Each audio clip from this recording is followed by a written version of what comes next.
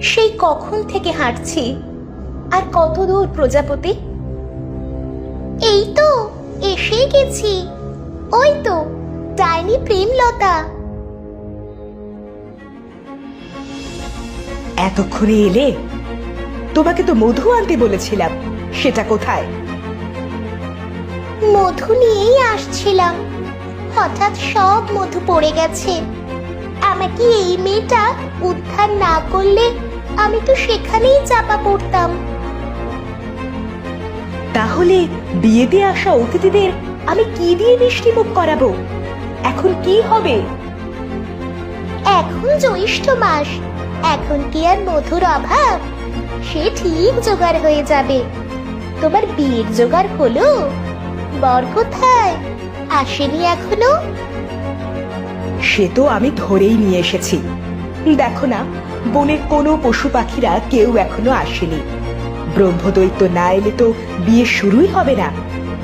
ডাইনির বিয়ে বলে ভেবো না কোনো নিয়ম মানা হবে না। তা তোমার বর কোথায়?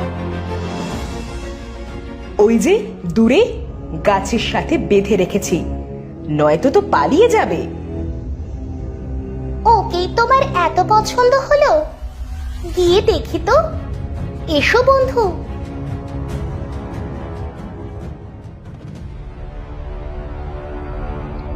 রাজকুমারকে দেখে পরিণীতা চমকে গেল।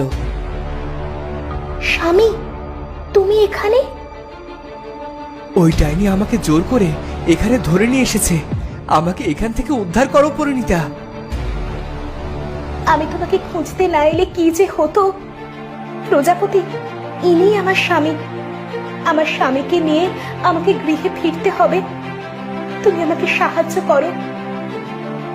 তুমি আমার প্রাণ বাঁচিয়েছো, আমি তোমার কাছে ঋণী। কিন্তু ডাইনি শক্তির সাথে পেরে ওঠা আমার কর্ম নয়। আমাকে ক্ষমা করো। কোনো না কোনো উপায় তো আছেই, কিন্তু সেটা কি? কোনো কিছু না ভেবেই পরিণীতা গেল ডাইনির কাছে। তুমি তো দেখতে খুব সুন্দর। আমিও যখন মানুষ ছিলাম তখনও আমার সুন্দর চেহারা ছিল। এখনো প্রেমলতা ডাইনি ডাইনি সমাজের সবচেয়ে সুন্দর ডাইনি। আজ আমার বিয়ে, তুমি আমাকে একটু সাজিয়ে দাও। প্রেমলতা, তুমি ওই মানুষটাকে ছেড়ে দাও। সে আমার স্বামী, আমার সে ছাড়া আর কেউ নেই। তুমি আমাকে দয়া করো। তুমি এমন করছো যেন আমি তোমার